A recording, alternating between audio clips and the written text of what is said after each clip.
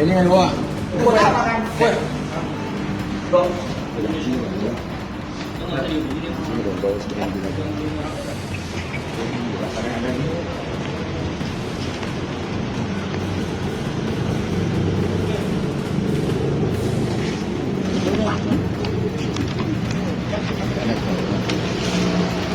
Juga nama orang-orang nggak lagi tahu.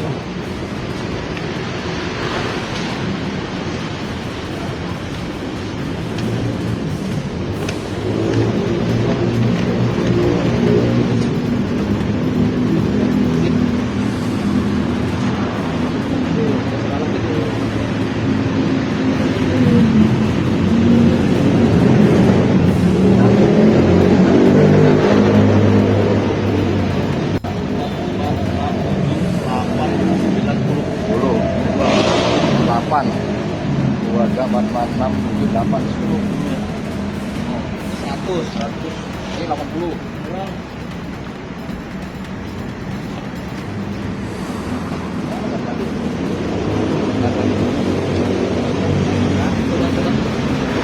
Ya betul, jadi kita dari Ranmor, unit Ranmor Polres Metro Jakarta Selatan mengamankan seorang perempuan berinisial SAW di salah satu mal yang ada di wilayah Polres Jakarta Selatan. Yang diamankan sekarang dari Polres yaitu 223.500.000. Jadi setelah pertama kita mendapatkan hari Rebo tanggal 2 April sekira malam hari kita amankan, kemudian besoknya kita sudah menahan karena memang barang bukti jelas dan penahanan sudah dilakukan. Mohon izin. Ya, jadi ini kita melakukan pengembangan tentunya ya. Jadi jaringan-jaringan ini kita jelas kita pertanyakan juga ya dari mana dia. Kemudian mesin ketik yang mesin pencetaknya itu kita harus lihat. Ya, apakah sama dengan mesin cetak yang dilakukan yang kita amankan di Polres Jakarta Barat.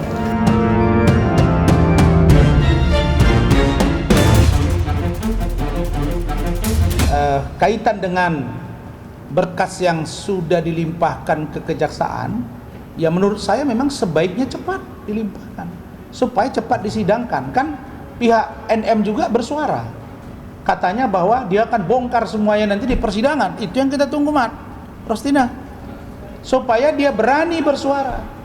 Apa keterlibatan? Kenapa dia mau menerima uang 4 miliar? Apakah ini uang tutup mulut atau apa? Terus apa yang dia ketahui dari seorang Reza Gladys? Ya, saya dengar, mohon maaf ini, ada dugaan kuat juga. Di samping dugaan keterlibatan Dr. Oki dan lain, ada juga katanya pemilik salah satu klinik kecantikan yang ada di Jawa Timur. Ini juga perlu diusut gitu. Jadi ini kalau menurut saya, kalau ada jaringan ya diproses gitu. Maka saya katakan jangan dong tebang pilih gitu kan. NM di dalam. Nah, Fitri Salhuteru kan selalu seleb up juga kan, bahwa ya mana teman lu kan lu dibiarin kira-kira gitu. Tapi itu tadi yang saya katakan bahwa sengkarut persoalan klinik kecantikan itu harus segera dapat kepastian hukumnya dan penjelasan hukumnya. Misalnya kasus saya dengan Hotman. Ya pokoknya gini, kita dengan siapapun sebenarnya nggak mau ada masalah apapun. Sebenarnya seperti ini pun bukan harapan kita untuk terjadi seperti ini. Semoga harapan kita mungkin ke depannya ya dunia skincare ini baik-baik aja. Gitu. Jangan kita adu inovasi, kita saling support, adu kreativitas. Jangan saling menjatuhkan, itu aja sih. Karena itu saya juga akan nonton sebenarnya kalau misalnya semuanya secepatnya, ya saya akan ikut lihat bagaimana proses jalangan persidangan. Ada apa di balik transaksi 4 miliar ini? Apakah benar ada juga yang sudah nyetor dokter yang lain, katanya ada 2M. Ada juga yang katanya satu lagi berinisial V yang juga akan nyetor, dia minta 15M atau 20M. Pokoknya ngeri-ngeri sedap lah kita dengar MM-an ini. Kita yang tahu ember aja sama meter. Iya, saya meminta agar NM berani bersuara dan buka terang-terangan. Jangan menyimpan. Kamu harus benar-benar membuka terang-terangan. Ya, Nikita, jangan takut. Sebenarnya nggak ada masalah ya sama tersangka NM ya. Tapi pada prinsipnya klien kami sudah melaporkan ini, maka biarlah proses hukumnya berjalan ya, kawan-kawan. Jadi pada prinsipnya klien kami tidak ada memiliki dendam apapun terhadap semua yang dilaporkan terkait laporan klien kami tertanggal 3 Desember 2004.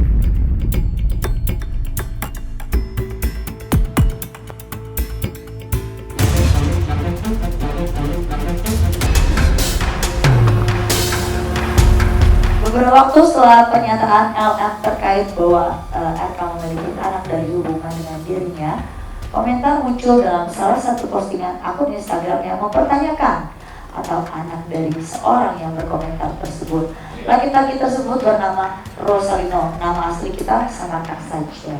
Dia sudah ada komentar di satu akun, kata lu saya anak gue mana yang benar, Ca itu adalah LF.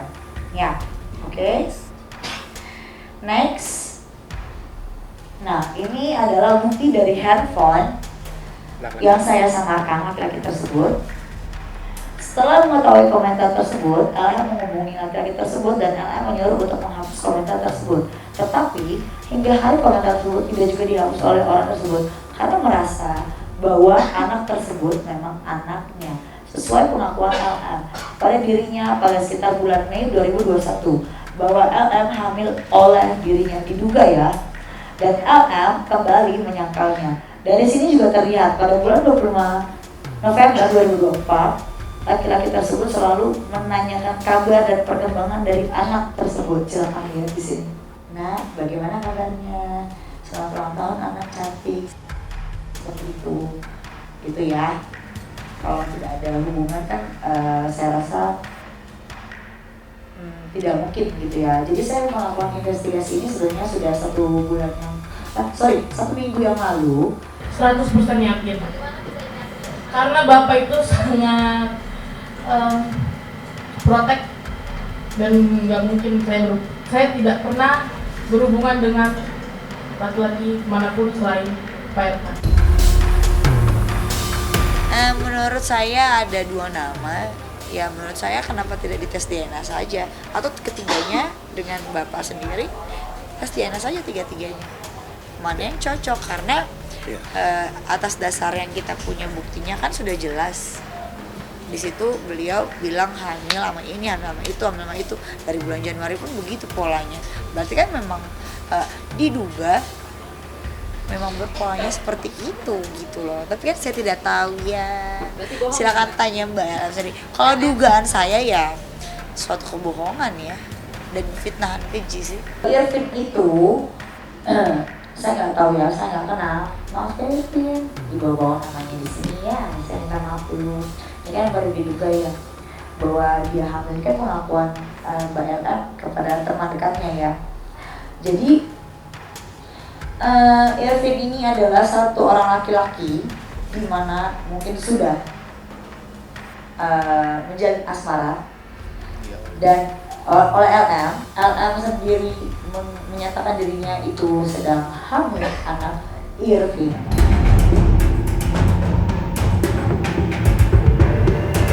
Di sisi lain, status pernikahan Lisa Mariana dengan seorang pria dengan kata lain sudah memiliki suami serta seorang anak dari pernikahannya itu ramai menjadi perbincangan netizen. Mereka mempertanyakan keberadaan suami Lisa yang tak menunjukkan batang hidungnya. Lantas, seperti apa keadaan rumah tangga Lisa saat ini di tengah ramainya skandal isu perselingkuhannya dengan Ridwan Kamil yang sedang menjadi sorotan publik? Di sini saya tidak ada di pihak manapun, tapi rasanya saya geram dengan kebohongan. Itu aja sih. Jujurlah pada diri sendiri, berbenah diri.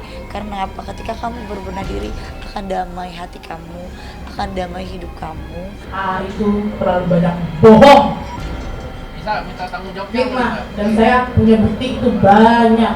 Silakan boleh dibuktikan. Karena semua itu bukan hanya omong-omong aja, tapi dengan bukti. Jadi saya mau untuk Mbak Ella terhormat, tanpa mengurangi rasa hormat saya, juga tanpa mengurangi rasa hormat saya kepada pihak Bapak RK Dewi Cinta, saya mohon maaf untuk membawa namanya lagi kembali di sini ya, karena saya di sini hanya meluruskan nama saya. Saya rasa itu tidak pantas ya untuk dipertontonkan. Karena harusnya yang seperti ini dia hadirkan bukti yang dimana kalau dia bilang saya tidak punya bukti itu 4 tahun lalu, saya punya. Kenapa beliau tidak punya? Itulah ya. Jadi menurut saya pentingnya dari matangnya sebuah press conference. Bahkan saya cuma dihubungi kalian 1 hari sebelum loh. Kemarin kalian minta saya untuk berbicara, tapi saya bilang boleh gak saya minta waktu besok. Tapi ini tidak matang menurut saya, belum matang. Mungkin kalau kalian memberikan saya waktu beberapa hari lagi, ini akan lebih matang.